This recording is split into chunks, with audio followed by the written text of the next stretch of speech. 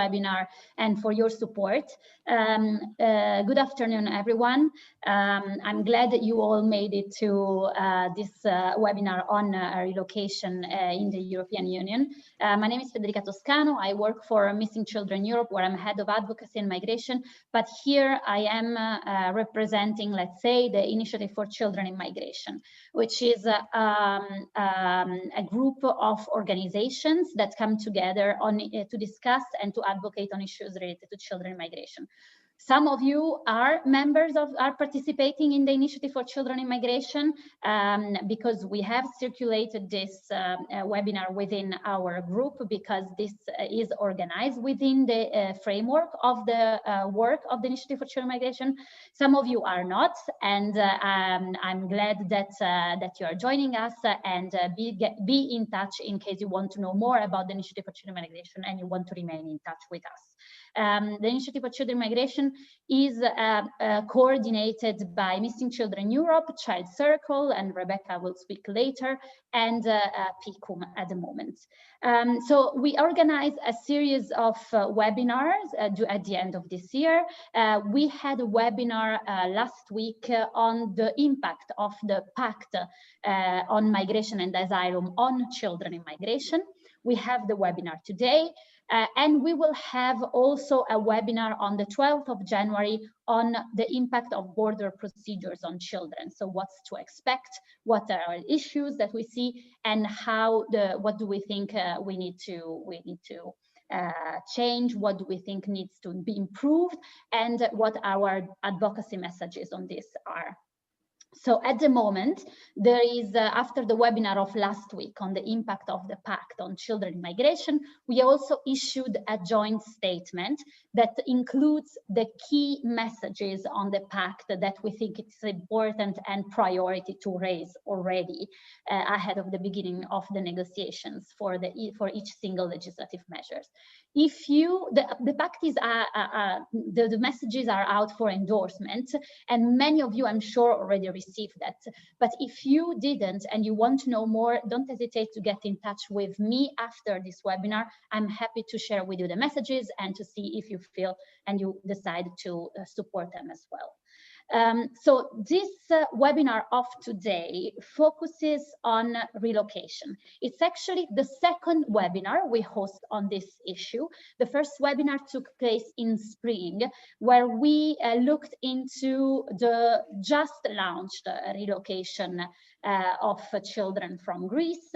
At the time, it was a voluntary commitment from certain countries. Only when we had the webinar, only few children were already transferred from Greece to Luxembourg and Germany, if I'm not mistaken. So only a few countries at the time actually had already joined this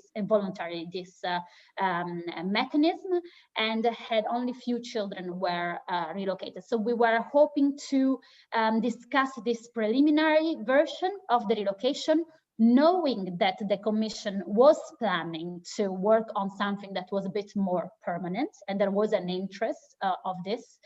And we wanted to discuss good practices, but also, so what we saw was working and what we think need to improve for that voluntary mechanism, but also in view of a potential more stable proposal and mechanism. And now that we have the Pact, that has included the relocation as a measure, we thought it was important to go back to this topic to rediscuss with the actors that are working in Greece, but also in the destination country, what is happening, and to see what are the lessons that we drew from the voluntary mechanism and that we need to take into account now, and where we still see issues and room for improvement. So what we are going to talk today is practically three issues. First of all, we want to share information on experiences in countries of destination, and of course also in Greece, and what measures have been helping the relocation so far. We want to hear some experiences of advocacy organizations that are lobbying locally for relocation in their countries, and we want to share some reflections on what is at the moment included in the EU proposals. So I think I covered everything that I wanted to cover. Maybe Vesna, you could show the slide with the agenda so that people have an idea of how the discussion today will be organized. There will be, after the presentation, time for a discussion. So you are very much encouraged to share your questions already in the chat in case you have some, but also and we will of course bring them to the conversation when it will be the time for discussion in case they weren't addressed already in writing in the chat. But you're also very invited to simply take the floor when it's time to discuss and raise your questions directly. So we will keep an eye on the chat, but there will be the possibility for you to raise your points as well during the discussion time. So I think this is all I wanted to say, and if I forgot something, I will mention it at the conclusions. So organizers, co-organizers, please take a note and let me know if I forgot something so that I can mention it later. And I would say we could move, since we have little time, a lot of things to say, we could move to the first panel already, experiences in countries of destinations and what measures have helped the relocation. And the first person that will speak is Laura Papa, the president of Metadrasi, an organization that is working in Greece in the first stages of the relocation. So Mrs. Laura Papa, you have the floor.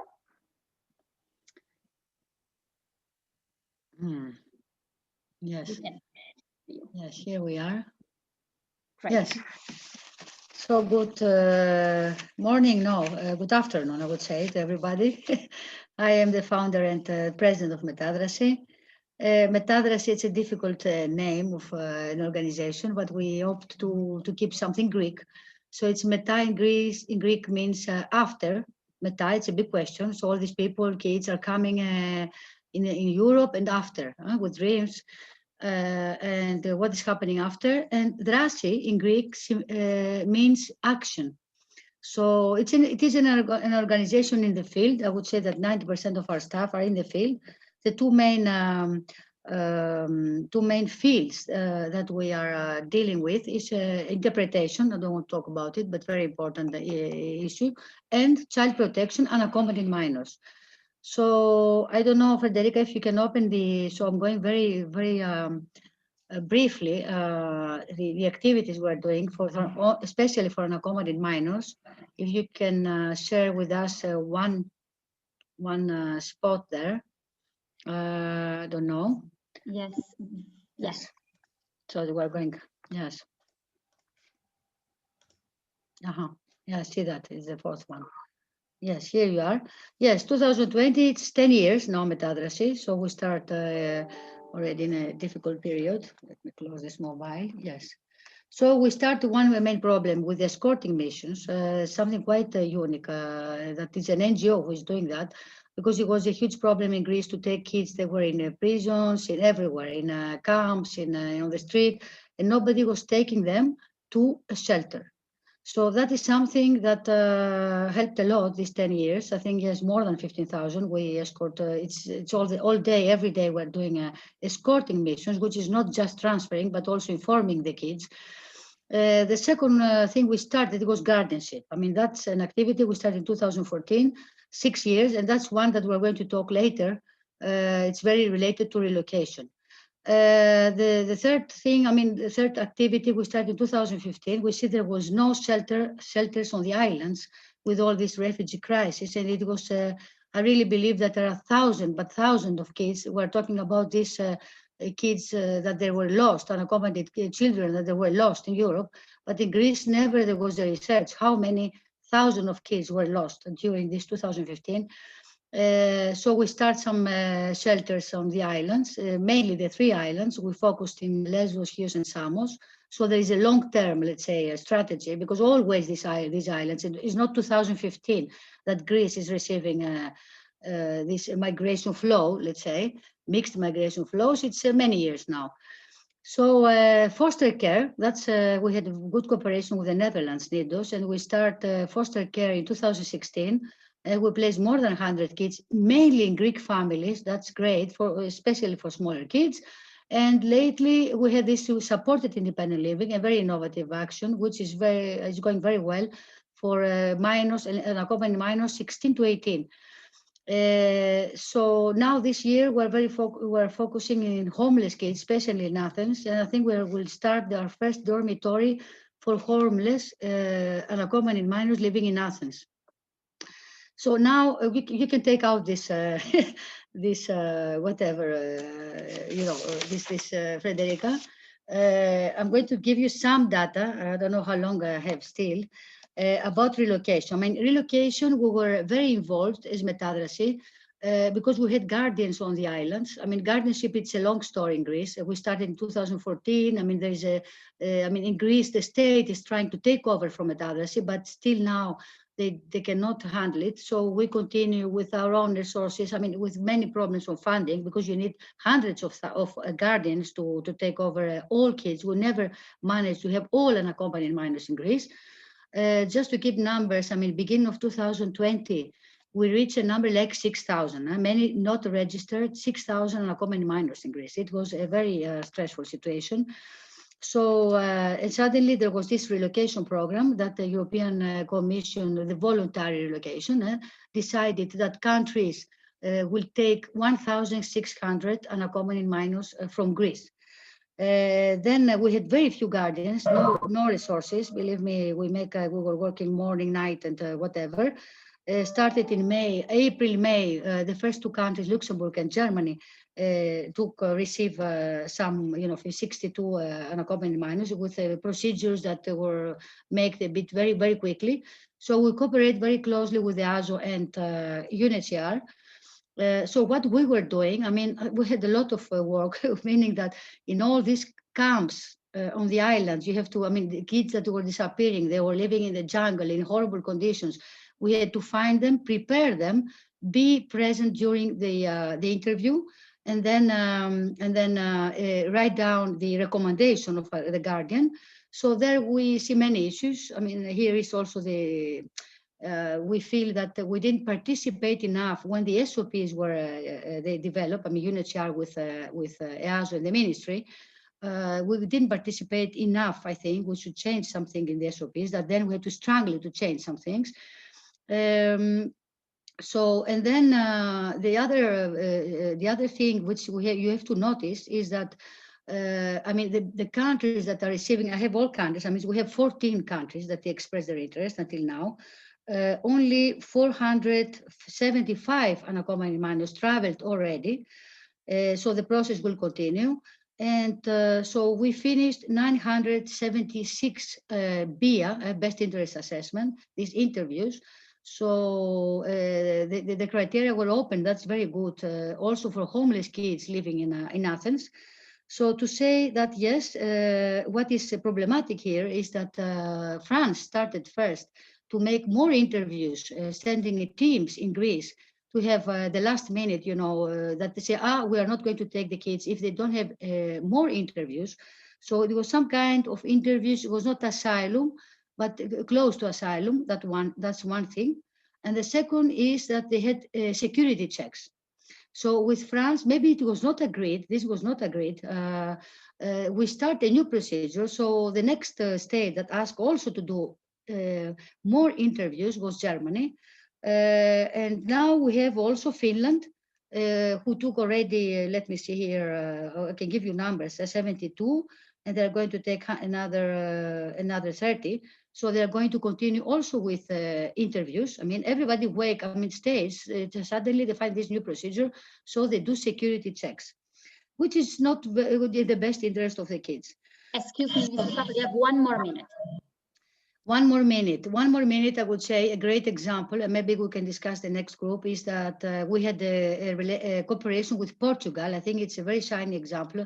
Portugal is willing to take 500. I mean, it's a big number. It's only France and Portugal, they say 500.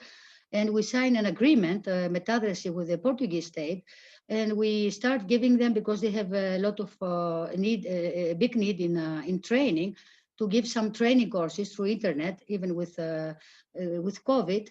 And the other thing, which is very important, we can discuss how we ask help from other NGOs, from other countries, is to prepare better the kids. What will happen in the country they will go? What is the life in this country? This we don't have enough material. We try to produce some, so we prepare them. And that's what we're doing also. We do language courses with our own resources, all that. Especially Portugal. I mean, we try to learn some Portuguese to these kids, and also with France. We've done also some French, how to say, courses. No, I finished. I think it's better to leave the floor for questions, because you have all numbers and everything, and all questions and problems, and we pass all this relocation procedure and help from other NGOs and other countries. Thank you. Thank you, Frederick. Thank you very much. And I support your invite to those that are listening to submit your questions already, and to ask Mrs. Papa later when we will have the discussion, because there is a lot to uncover more. So this is really great. Thank you very much. And we heard a bit of what is happening when in Greece children are prepared to go to the country where the relocation is bringing them. And we will now move to Germany, where Bernward Ostrop from Caritas, his organization has been very active with the children coming from Greece. So Bernward, can you unmute yourself? I hope this is working, because we had some technical issues. Yes. Great. Can you hear me? Yes, and see you. Great. So yeah, that's great. So the floor is yours. Yeah. How many minutes do I have? You have 5 minutes. Okay. I'm very sorry that I'm late, but I had internet connections problems. I want to focus on Germany, what we have done so far, because it's a quite a big mixture in Germany, because we started from unaccompanied minors, and now we have different programs, which is politically linked actually to the national developments in politics. Firstly, to sum up, we have about the program for unaccompanied minors from the relocation from Greece is finalized now, meaning we have about a bit more than 200 unaccompanied minors who arrived in Germany and are accommodated here. Then we have another section of vulnerable children, of sick children together with their families, which are together about 928. And so far, 848 have been received in Germany. And actually we have made quite progresses with all the accommodations. Maybe and initially I can tell you what are the most stumbling blocks, what are the biggest problems initially. I would say information is the key. That all different entities within the process in Germany should be informed about the process of relocations, which is quite important, because we always face that special authorities have no knowledge on these relocations, and also participating NGOs. For example, it would be nice if a note could be put in the file of the person arriving, because then within this file the authorities could always see this person is from the relocation program from Greece.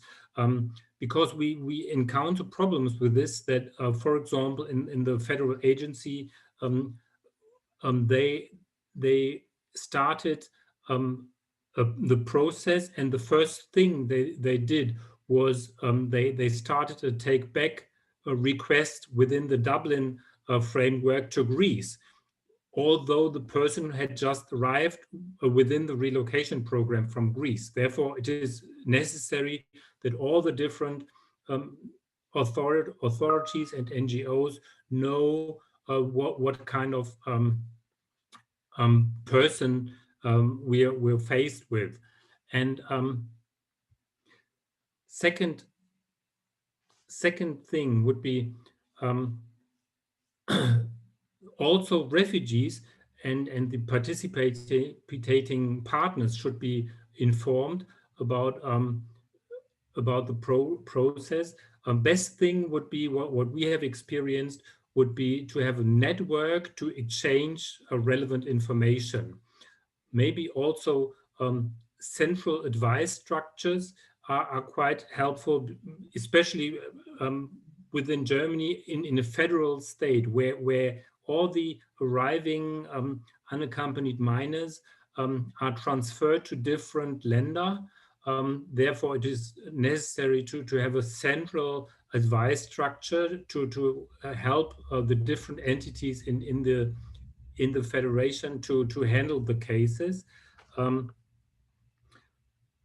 For example, once a person arrives, an unaccompanied minor, and especially and suddenly there's a case of family unification in the central advice office, you can start the family reunification business already, and therefore you save time.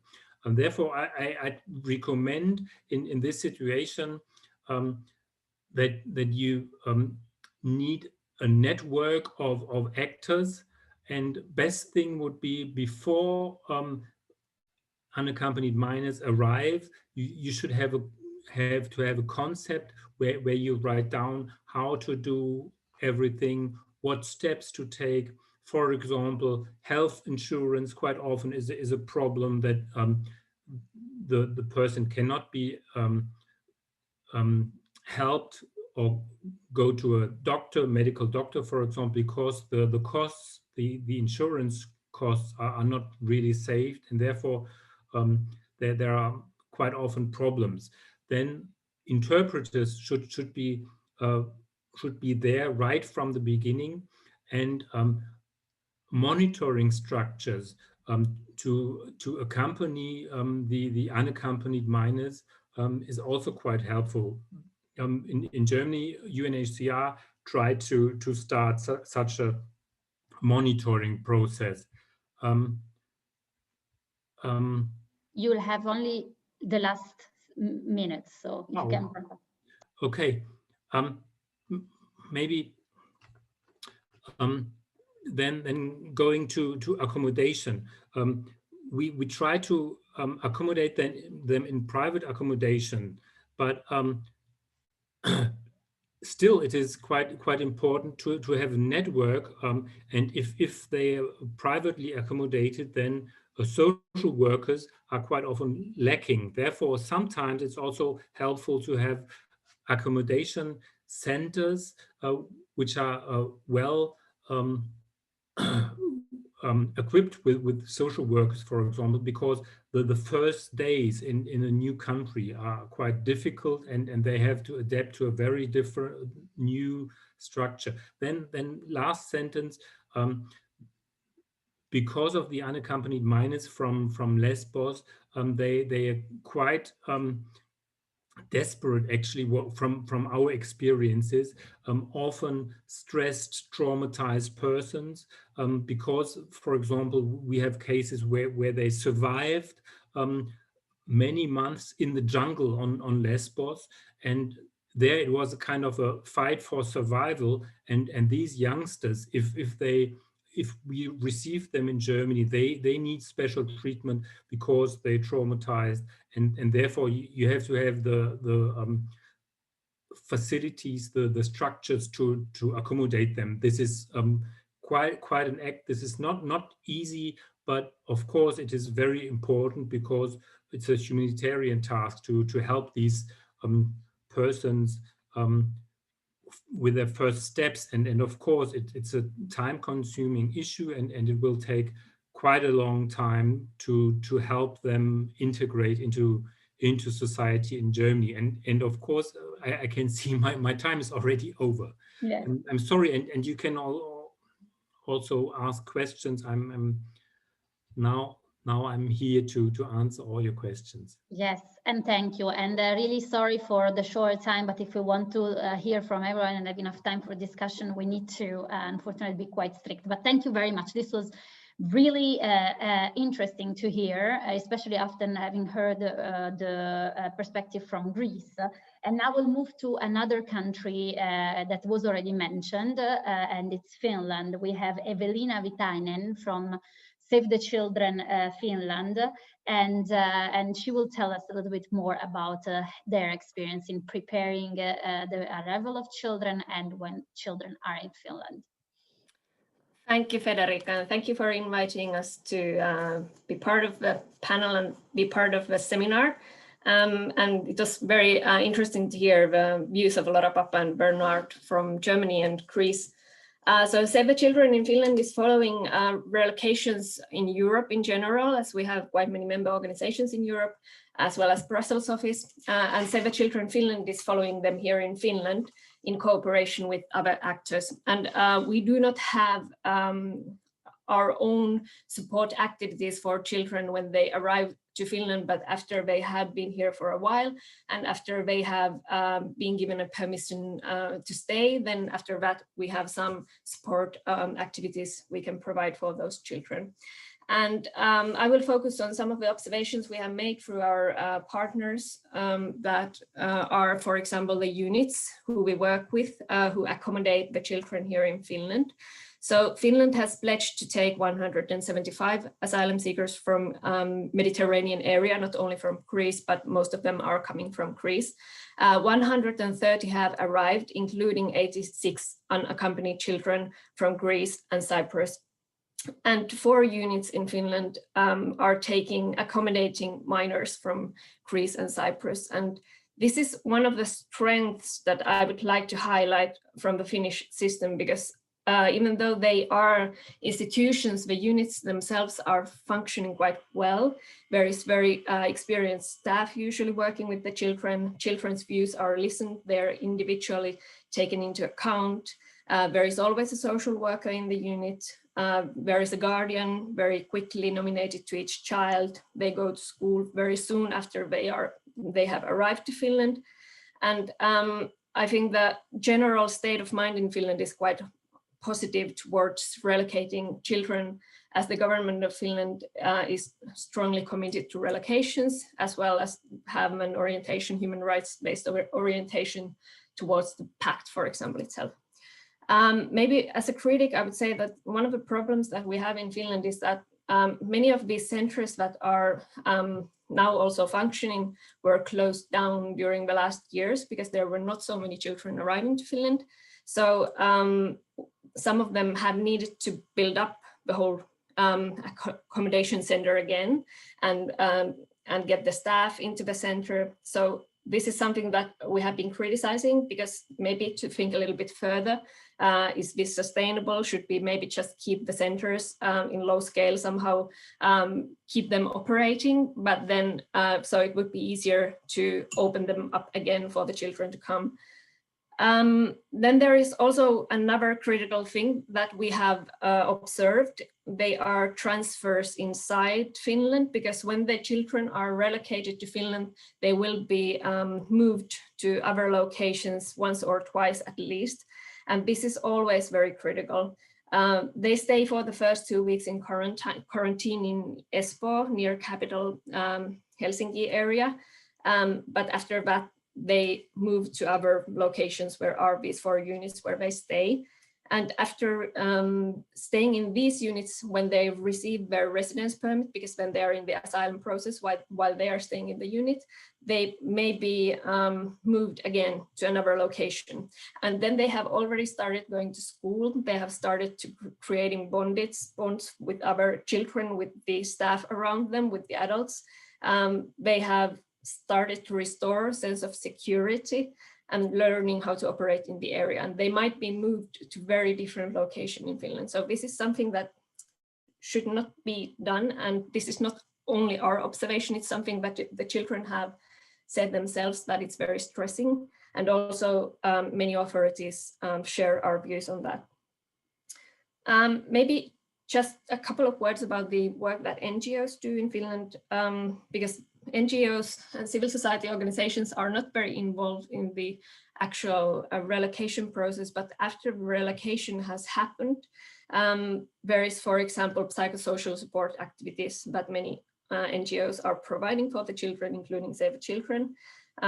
Many of them, very often they are voluntary based. So for example, Save the Children, as well as other NGOs, have support persons, support families for the children. But what Save the Children is particularly doing is also developing alternative care. So we are also developing family-based care for children who have arrived and already have the permission to stay in Finland.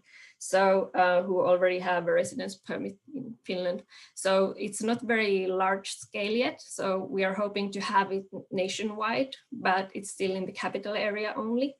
And it is something that works for some children, but not all of them. And it's targeted naturally to those children who are not able to get their families reunified. And it's very hard to get family reunification in Finland. So it's critical to have an alternative, but naturally it's not for all the children. Yeah, I think that's it from my point of view. So I guess I would still have some time, but that's all I have for you for now. No, you are perfect in your 5 minutes. Thank you very much. Thanks. Thank you. So as said, the opportunity for discussion will be open after all the presenters have shared their information. And I'll give the floor to Rebecca for the second session. Thank you, Federica.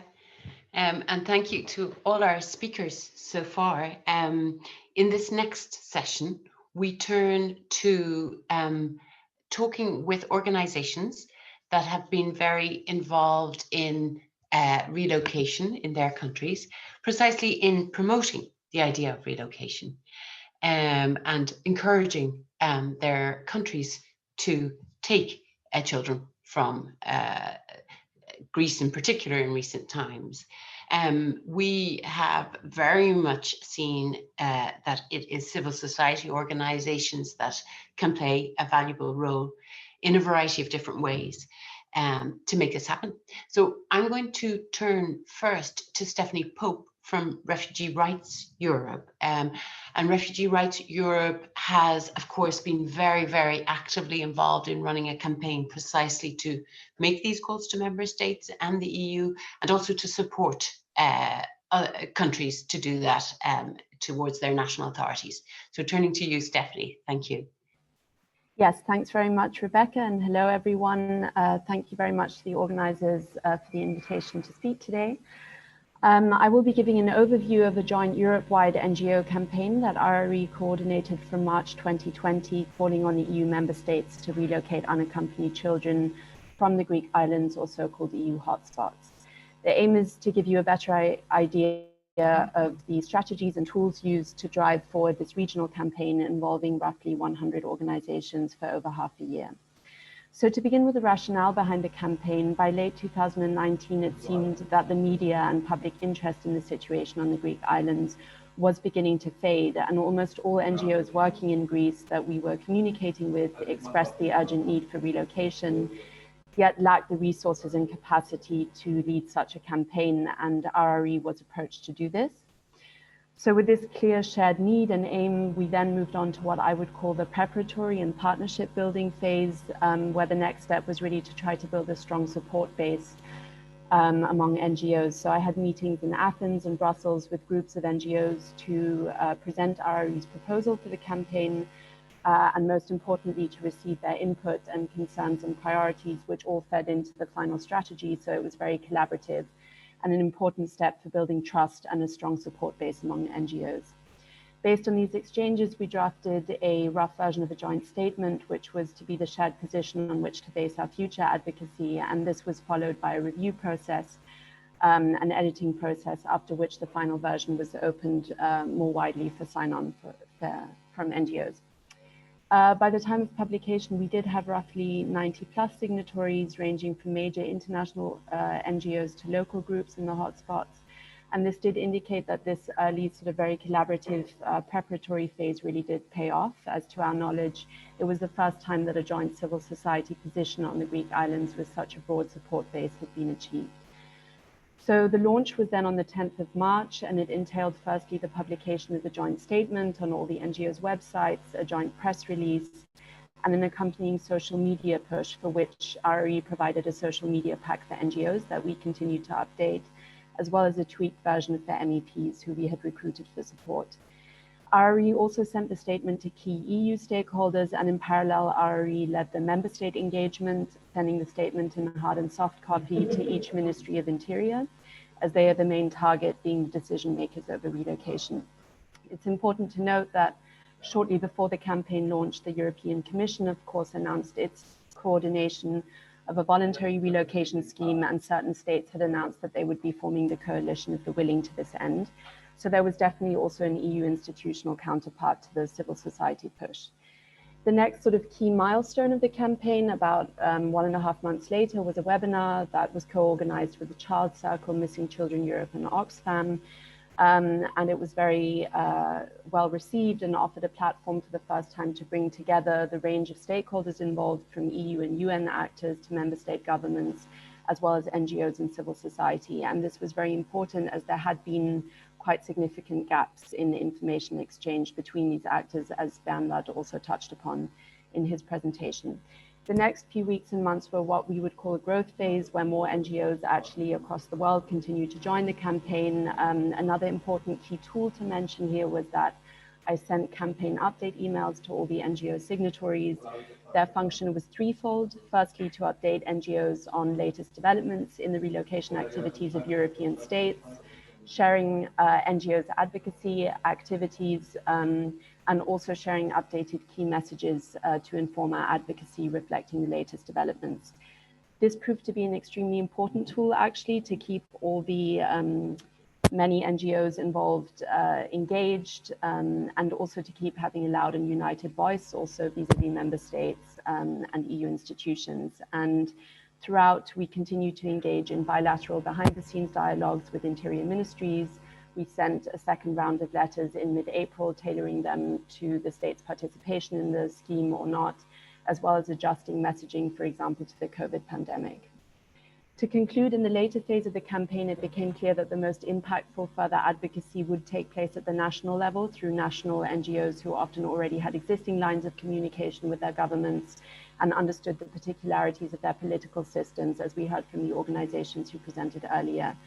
For this purpose, we provided NGOs with a toolkit, as we call it, for national advocacy. This included template letters for addressing governments tailored to their participation in the scheme, a framework for government communication, a basic media messaging framework, as well as tools and ideas for NGO advocacy activities. And finally, we also created a similar toolkit for members of the public, as we received a lot of requests from schools or national parties or individuals. So we made this available as well to allow a further stream of advocacy to happen. Thank you. I'll end there, and I look forward to your questions. Stephanie, thanks so much. And just to say, of course, that I think a lot of the materials are available to other organizations on the call. I mean, indeed, part of the reason for this call was to allow us the space to put a spotlight on that work and those resources that might be available.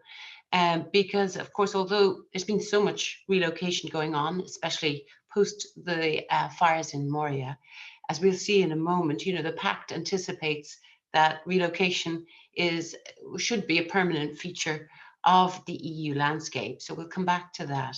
And of course, we see civil society organizations as vital to kind of creating the conditions where that kind of relocation can take place in a sustainable way, just as we heard from Evelina in Finland, looking to the future.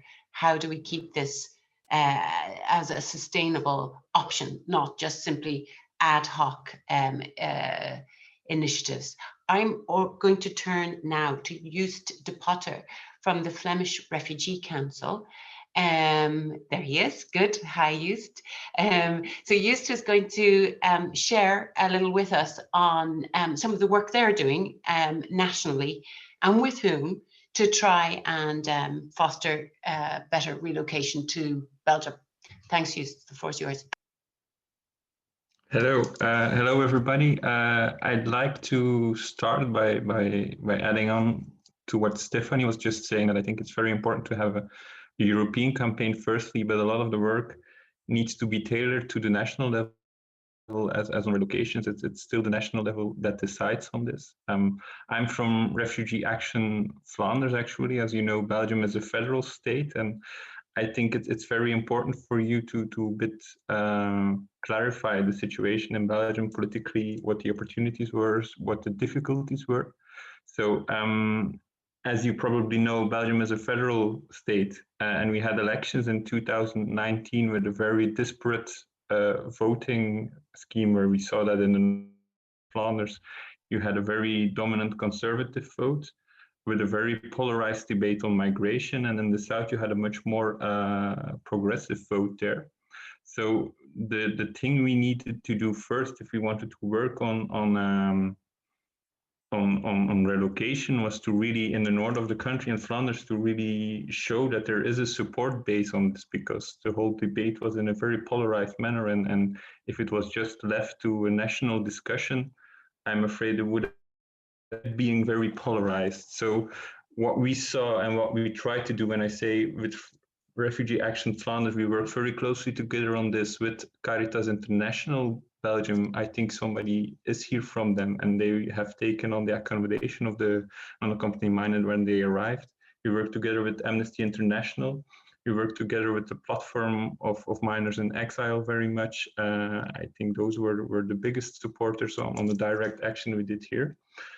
So what we needed to do is show some support base, and how we thought of doing this was by reaching out to volunteer groups we had active on local levels to activate cities, because we saw that on a local level the whole discussions are oftentimes a lot less polarized. So we asked them to ask mayors, ask them to ask local governments to show, okay, there is a support base for us in Belgium to do some relocation, and we actively try to pull on some mayors from parties, from more centrally focused parties, who on the national level were a bit more stuck in the whole polarized discussion on migration, but sometimes local mayors were much easily to push, to vocalize their position there. So that was the first step, and I think we gathered some 18 cities at that point to really vocalize the fact that, okay, there is a support base, we want to do this relocation.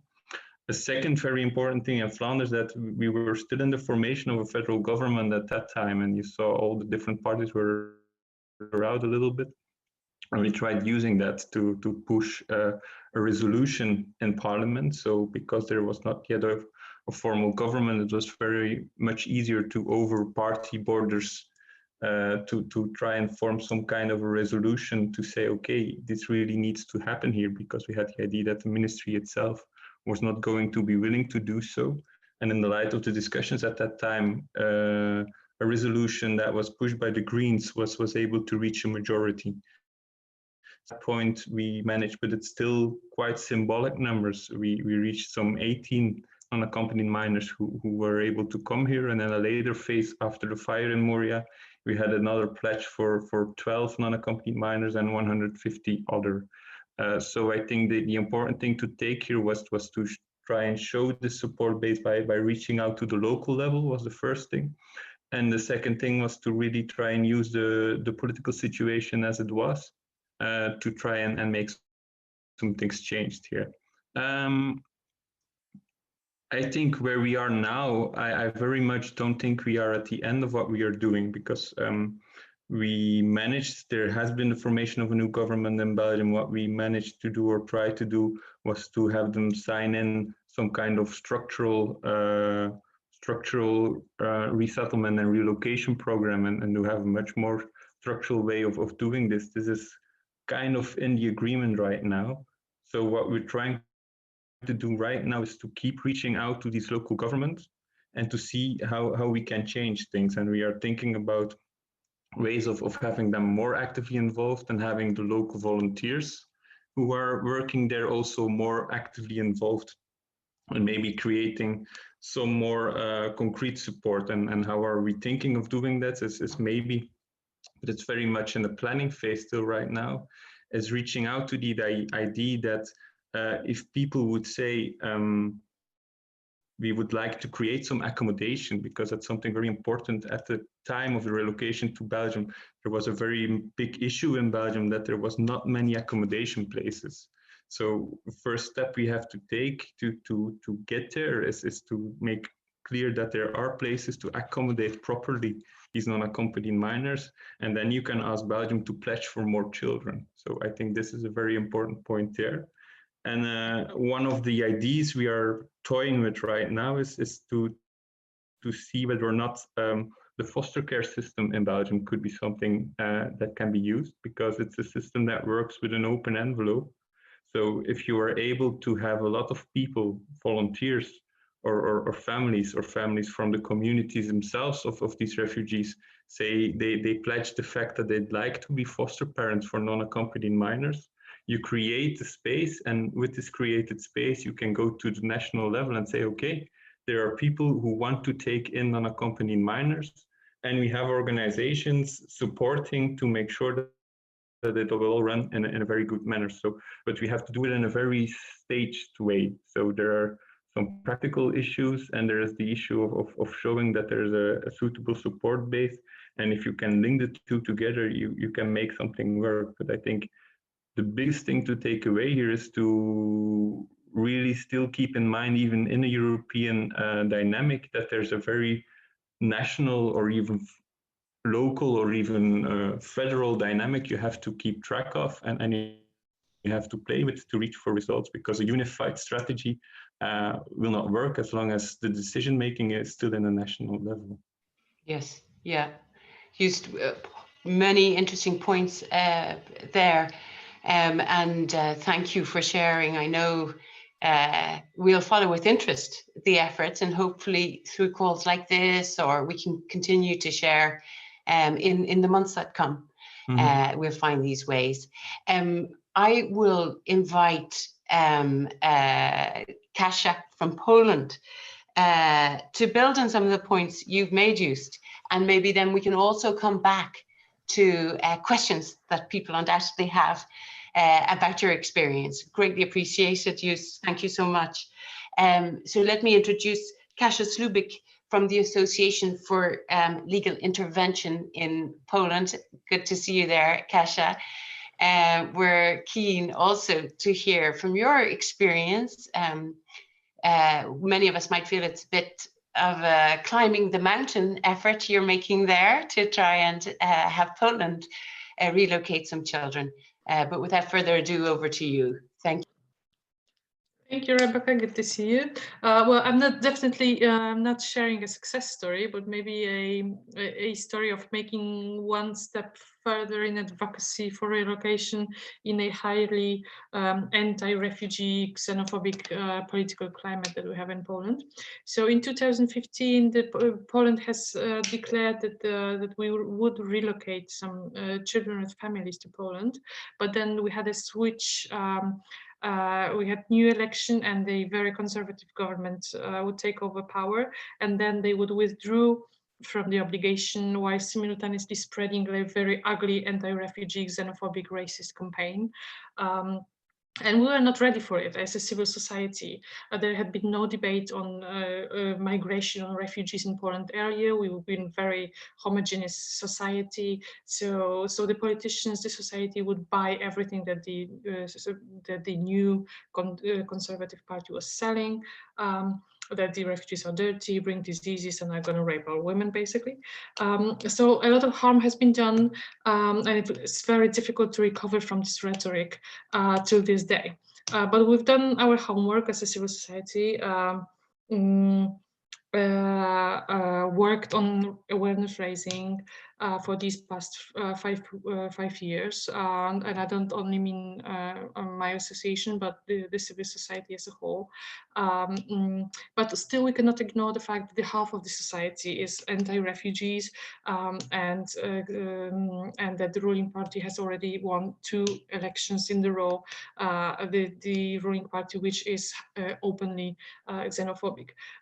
But since the attention of the ruling party has switched to homophobia this year, with the fire in Moria, we as a civil society felt like this could be an opportunity for us, let's say opportunity for us, and that we could be in a better position to push for the relocation of refugees from Lesbos now, this year. So we got together with 9 other organizations as a consortium, and we issued a joint statement to basically to the municipalities, to the parliament, to the higher and lower house of the parliament, calling for the relocation of refugees from Moria.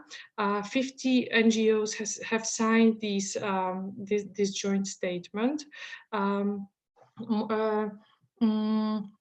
The Senate, which is the higher house of the parliament, has responded with a political declaration that they do support our statement, and if they only could act, they would right away relocate some refugees. But sadly, they cannot act as they are the minority.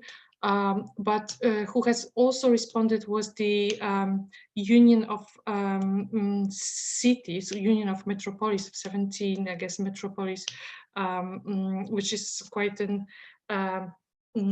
a progressive and open bodies. And here the situation really reminds the one that you talked about. So we brought this strategy of trying to prepare everything at the municipal level. So to talk to the municipality, to try to prepare them, prepare the strategy, prepare the resources with the information, to prepare the relationship between the NGOs and the municipalities, to have the stakeholders prepare, to have them declare their readiness to bring in the refugees, so that then what's left is the next step, the political decision to relocate. So that's where we work, what we are working on right now.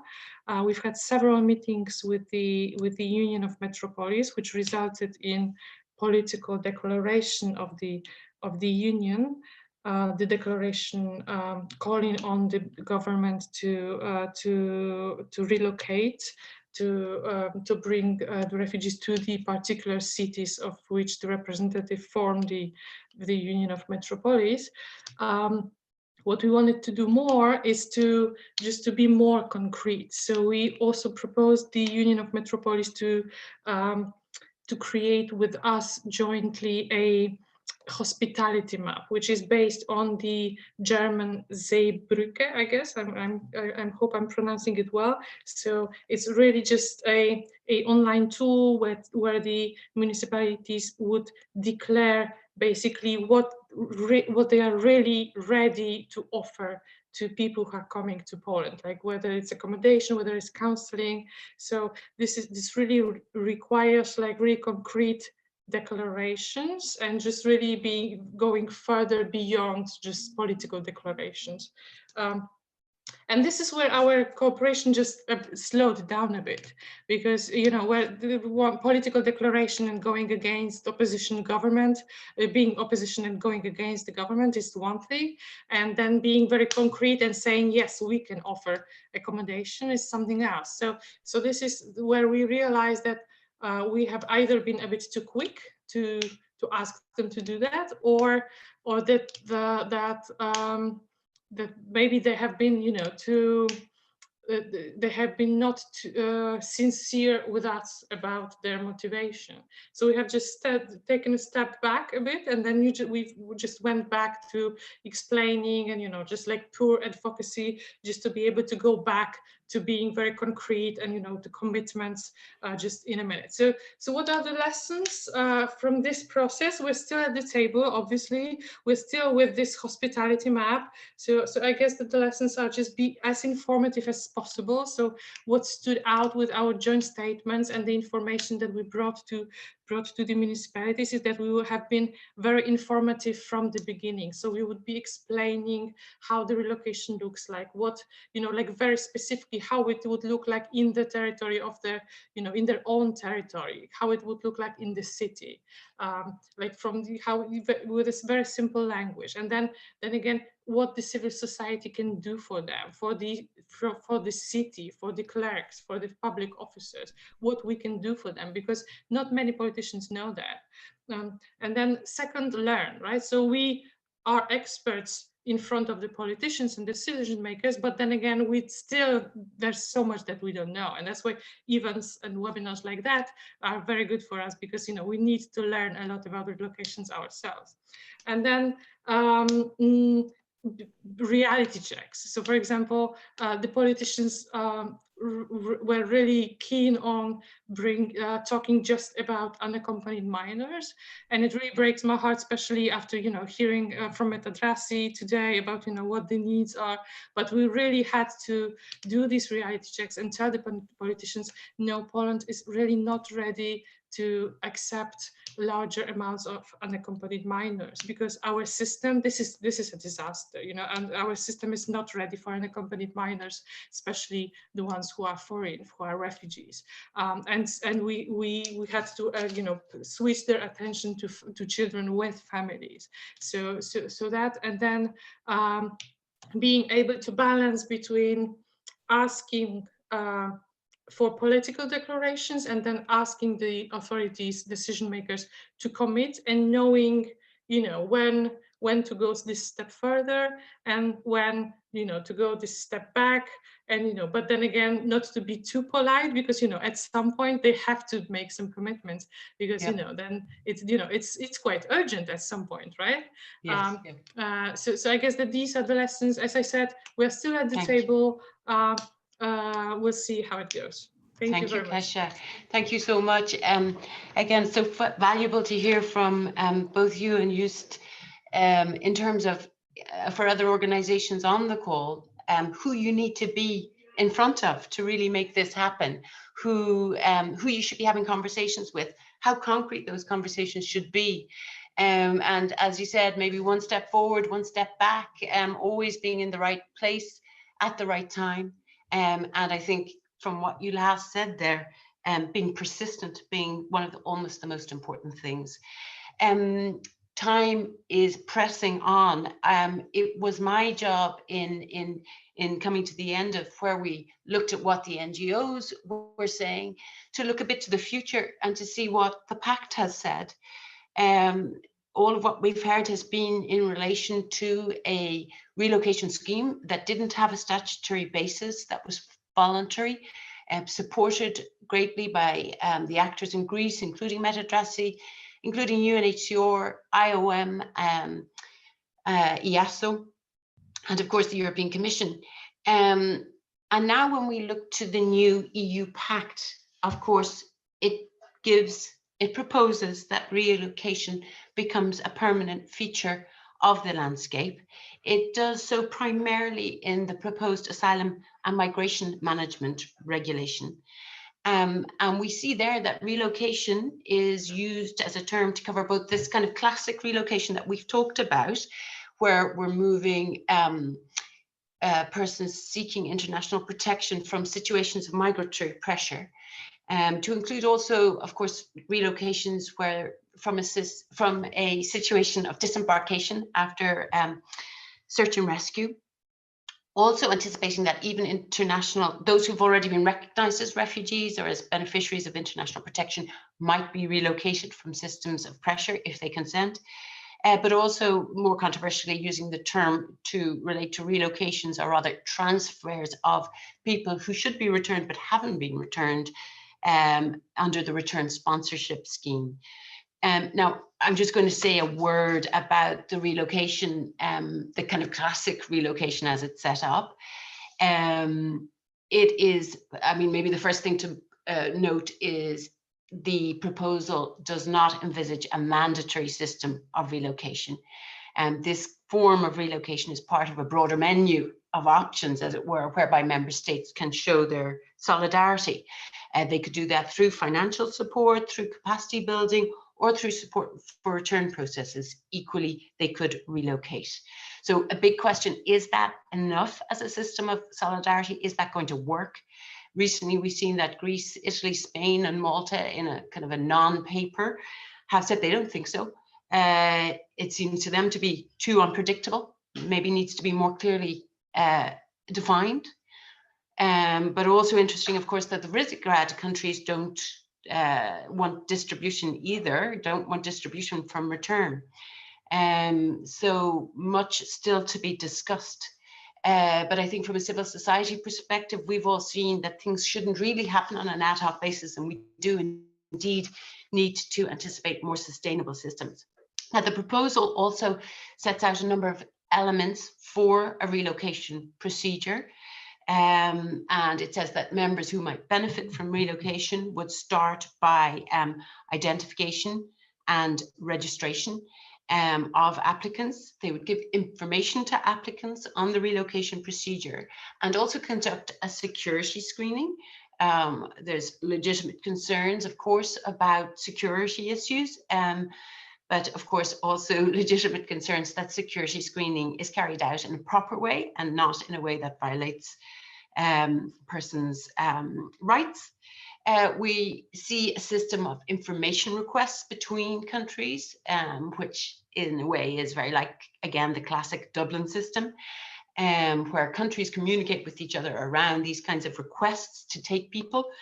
And the Commission anticipates that it would adopt implementing acts to set out uniform conditions for the preparation and submission of information.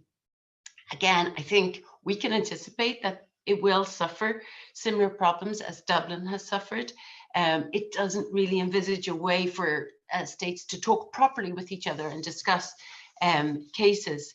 So that's how states experience the procedure. What about children?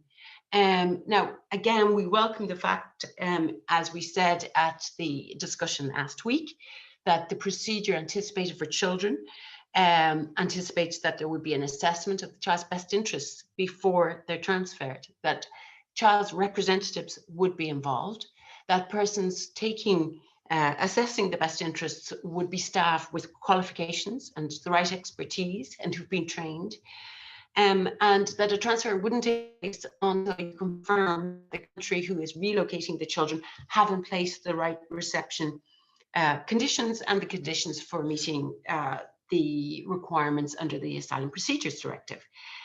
So, you know, a step forward, but is it enough? Are there enough safeguards for children? Again, we don't think so. We think more can be put on the table and done so in order to make primarily the procedure much more child-centered in an appropriate way, also to make sure it's successful. We've heard from everyone on the call about the kinds of issues that children might confront, both in a country from which they're relocated to the countries where they're to be relocated. Information for children is really important. It's vital that children get proper information, support, and assistance prior to departure.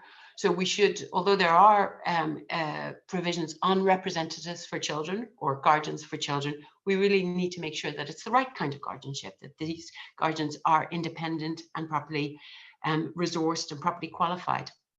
We don't actually think guardians are the whole of the story, because we think children and indeed their guardians may need access to legal information.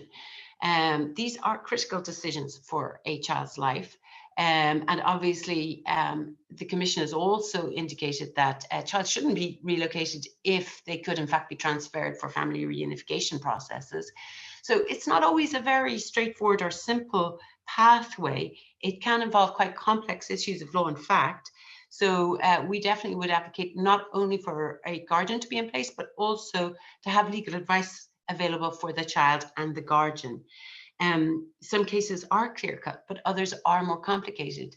And we may need to have information from other countries to see, for example, whether or not the conditions are in place to really take care of the best interests of the child.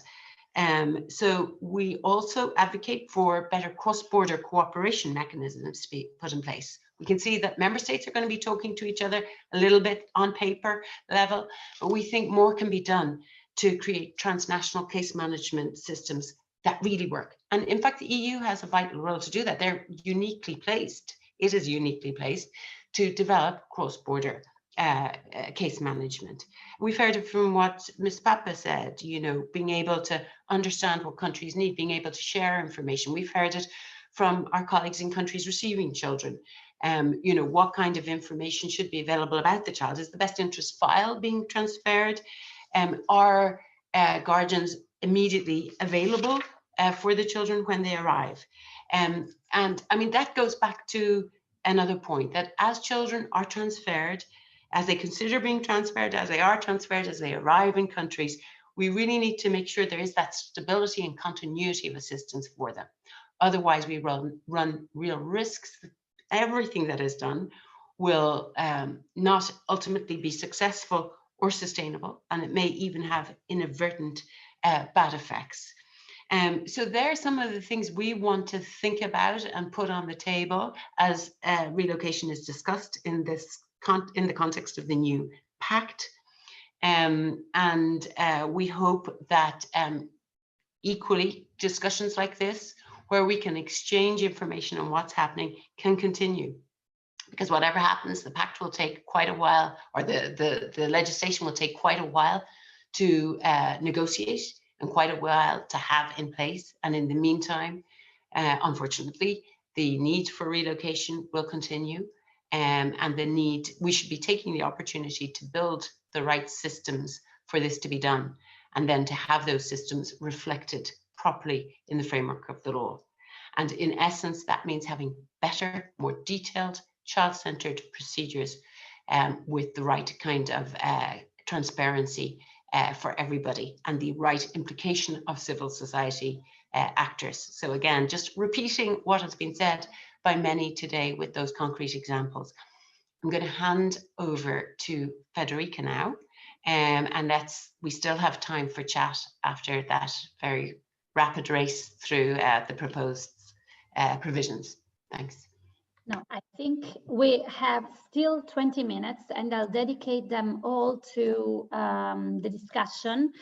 Maybe the only thing that I need to inform you about is that the paper that was launched during the first webinar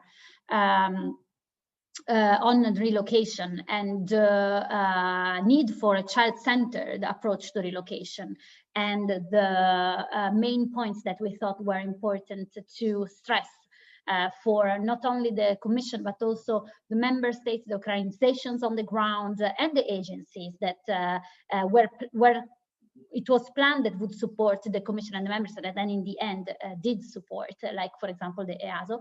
So we put together all the points that we thought were relevant to build a child-centered approach to relocation on a paper that I just linked in the chat.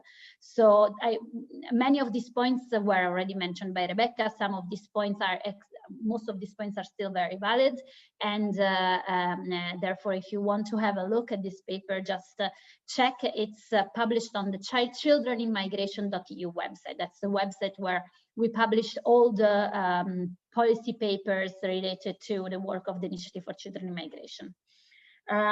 So we have 20 minutes, so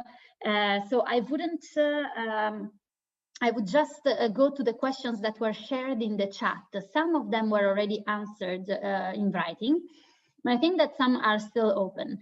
So, for example, Julia is asking what happens, or better, she asked, she says that some countries indeed in the end ended up not taking children, and Ms. Papa below gave us some numbers on this. She also asked what happens to these kids. Are they recommended for another country, or are they staying in Greece? Also, what are the criteria for unaccompanied children to be chosen from the relocation process? So this would be the first question. I think that if possible, Metadrasi, it would be great if you could answer. But I take I take another question in to make most of the time. Mrs. Papa herself asked to the others, what are the information that NGOs or institutions in receiving countries get from Greece? And I think this is very important because we need to understand better what kind of connection is already in place. So is it possible for the speakers to address these two questions? Maybe we can start with Mrs. Papa.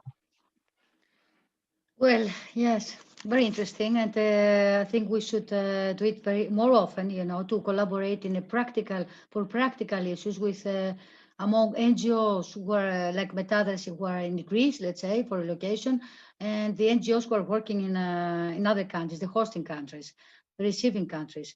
I would like to say, yes, there are very few, the security checks. One was Lithuania, and 2, 3, don't remember exactly, from France and Germany were ejected from the security checks. Our concern is the following, is that, you see, there was an agreement in the EU to take 1,600 kids. There was a specific framework. So this kind of security check, first, delay the whole process. Second, raise our concern that maybe, you know, the next step, we see already the Netherlands, they say, no, we want kids less than 12, girls, this and that. So this kind of criteria, civil societies in other countries, we have to block, you know.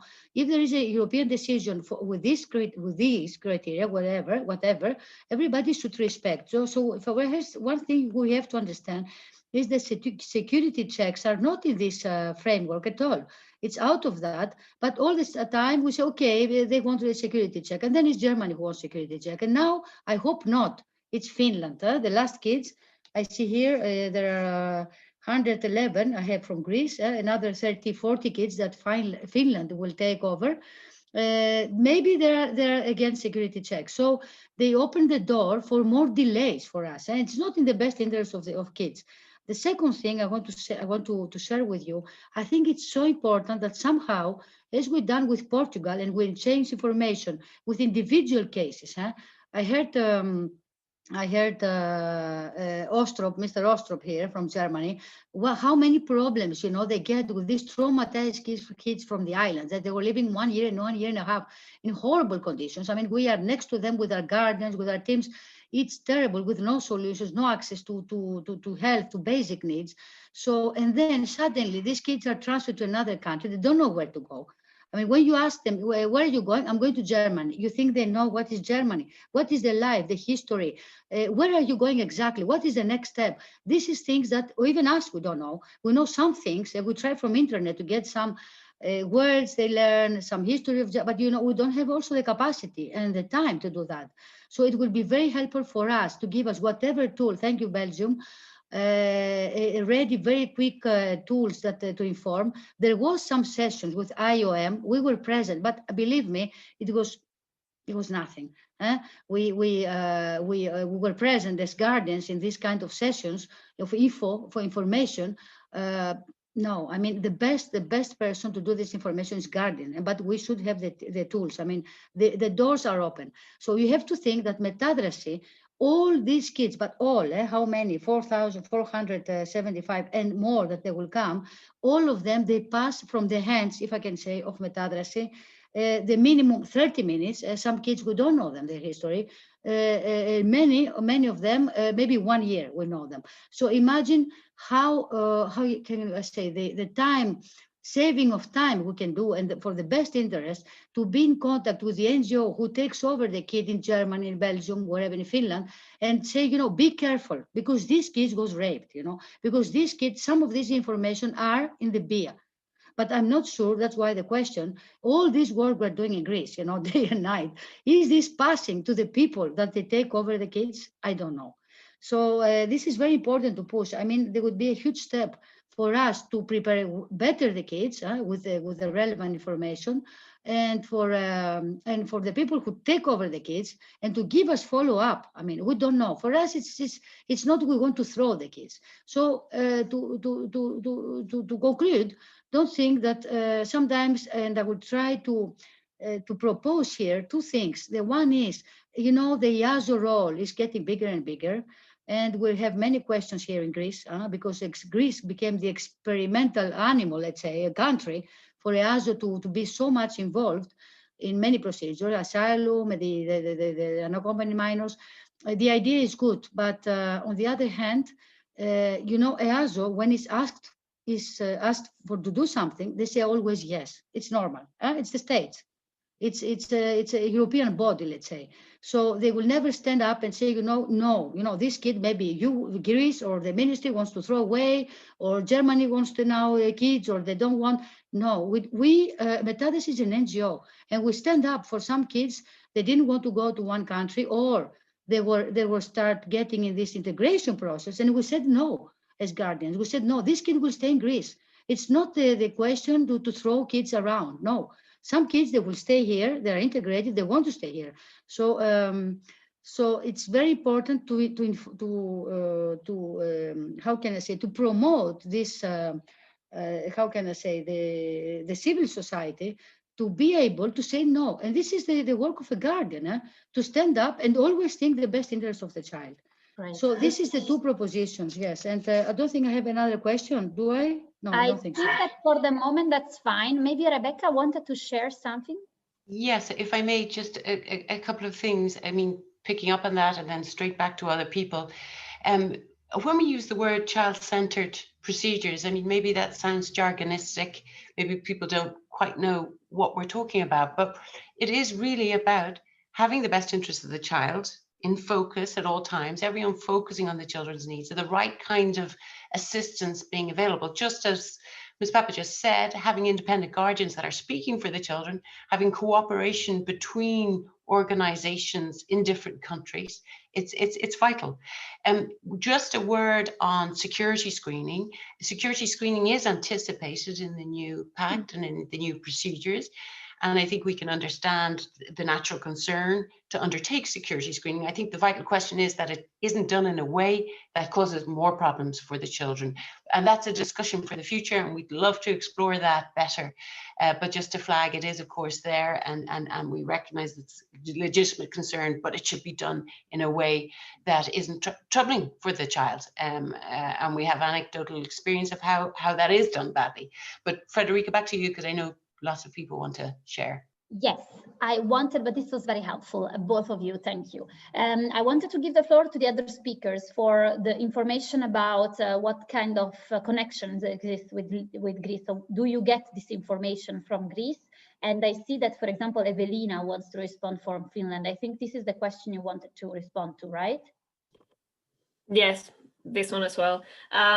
From the point of view of an NGO, we don't get information naturally because we don't work in the front line when the children arrive to Finland. But the units who work with the children, including the Finnish Red Cross, who has a unit accommodating the children, they are saying that there is information provided and it's good, but it comes really late. So they are not very well prepared for the children who arrive. They don't always know very much beforehand what are the ages and the sex of a child who comes. And of course, it naturally affects the way they are prepared to accommodate the child. Social workers usually get quite a lot of information, background information from the child. So they have the information, but not very early. So I think this is the main thing that they are a little bit worried about, and I'm not sure if anyone's able to do anything about it. About the security checks, I don't know exactly in Finland, I will have to check, but I know that the Finnish Immigration Services says that they are prepared to do age determination also here in Finland. They haven't done it to any of the children yet, but they are prepared to do it. Hey, maybe thanks, Evelina, very helpful. Maybe just to go back to a point on the information to the children before they leave. And we know that IOM is heavily engaged in pre-departure orientation for the children. And obviously they've been doing some very heavy lifting in that regard in relation to the most recent relocation. So they'll have lots of experience to share, whilst I'm sure acknowledging that, of course, there's always more that can be provided. And in particular, that information from organizations in other countries can give them an even better picture of what awaits the child. But I think there is someone from IOM Greece on the called Kelly Namia, excuse me, and maybe if Kelly could be brought into the discussion for a moment. Kelly, I don't know whether your mic is unmuted or whether Vesna can do that. Kelly is unmuted. Yes, she's unmuted. Yes. Thank you, Vesna. But we cannot hear you, unfortunately.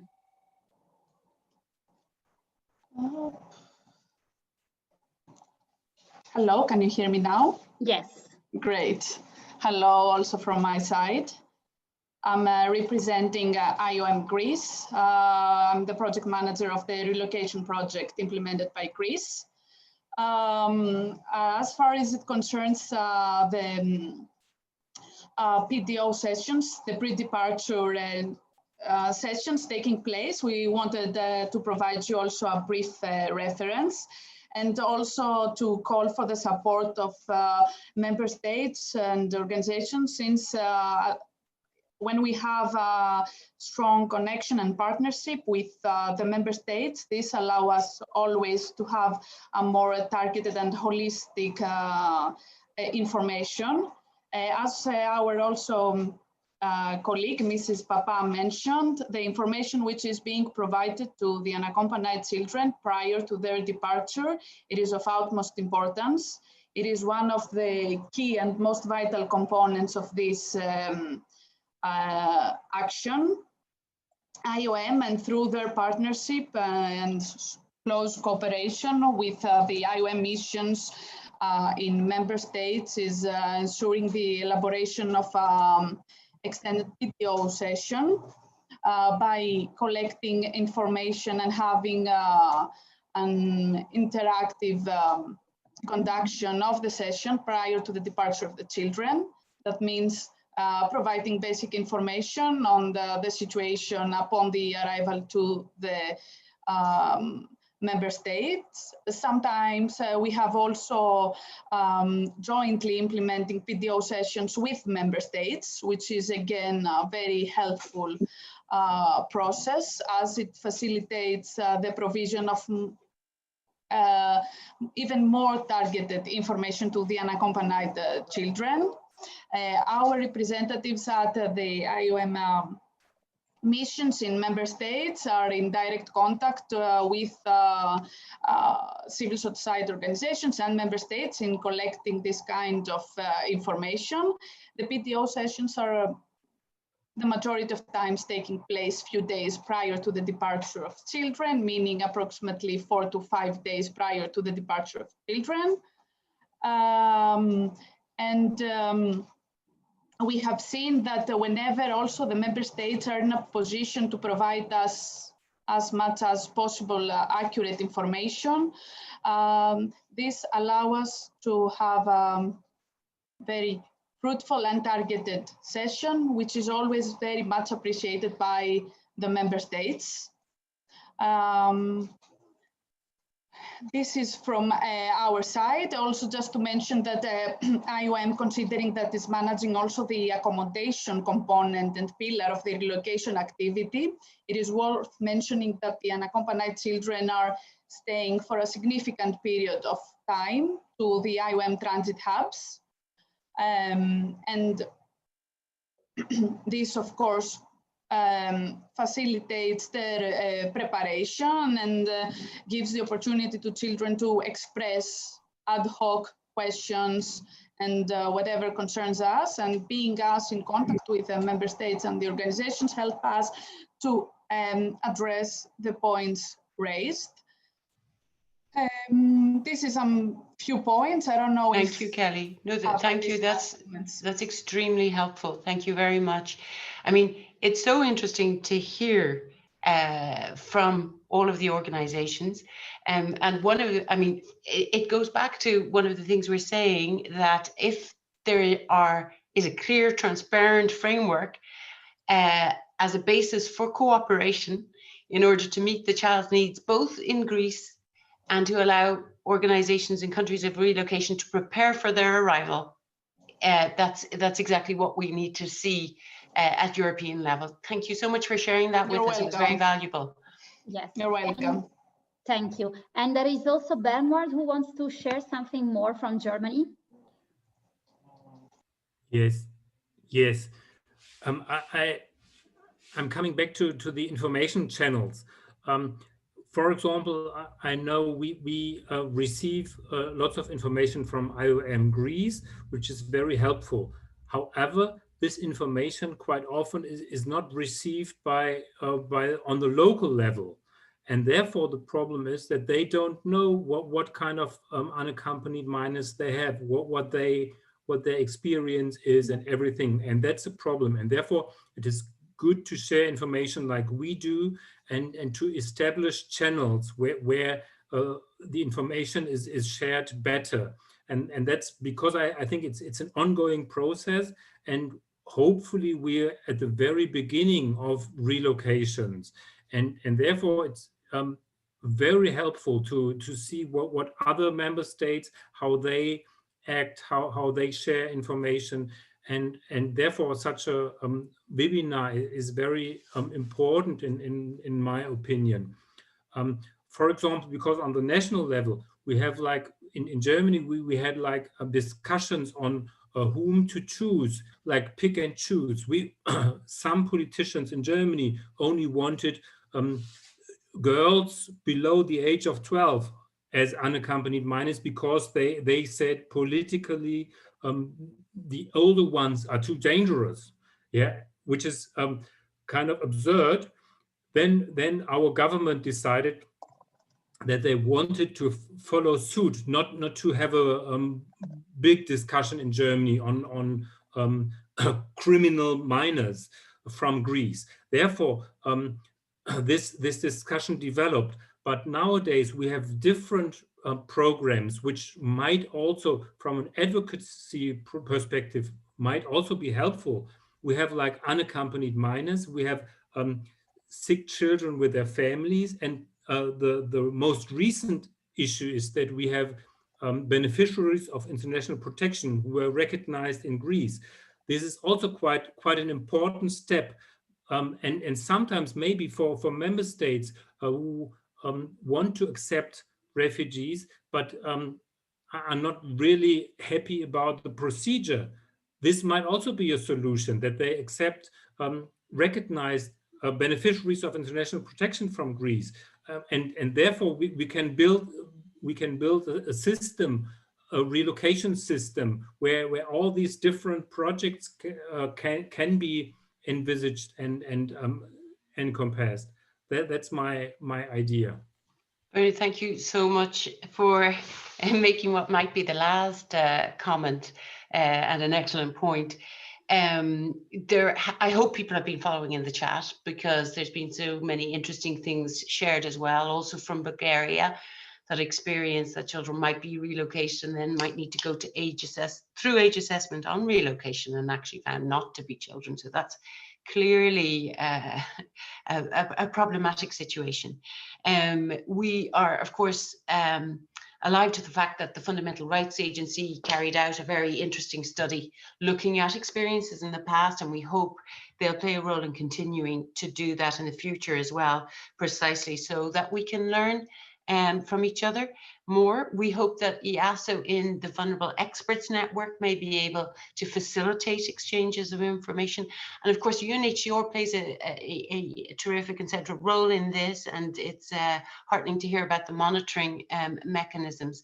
This, of course, has been the opportunity to have one conversation amongst the many conversations that are going on, and a conversation that we hope to continue in this configuration with all of the NGOs. I am terribly sorry, looking at the time, we're already over time and we won't be able to go to all the questions, but I hope that means we leave with an appetite to maybe come together again in this configuration, maybe also bringing some additional perspectives from other organizations, as I said, like UNHCR, like EASO, and of course, staying very closely to learn from Bernard, from Ms. Papa, from Evelina, from Just, and from Kasia, as well as Stephanie. Wishing everyone the very best in continuing to work on this issue and hoping to stay in touch. I'm going to hand straight back to Vesna, and we apologize for running over time. Thank you very much, Rebecca, for very interesting sessions during these 90 minutes. Just two final notes from me, from the Child Hub. You will see on your screen a short evaluation poll. Give me a second just to put it.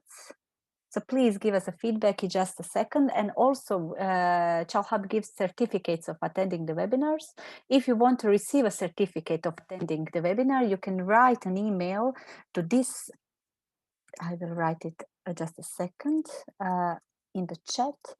You can write an email to this info@childhub.org, and you will receive a certificate of attending this webinar on your email. So please stay in touch also with the Child Hub. We have very interesting webinars in December. Please subscribe to our newsletter so you will get all the information on your email directly about our activities. Thank you very much for your cooperation. We look forward to the second webinar in December. So also to all of you who are here, wishing you a really nice rest of the day and rest of the week. Goodbye.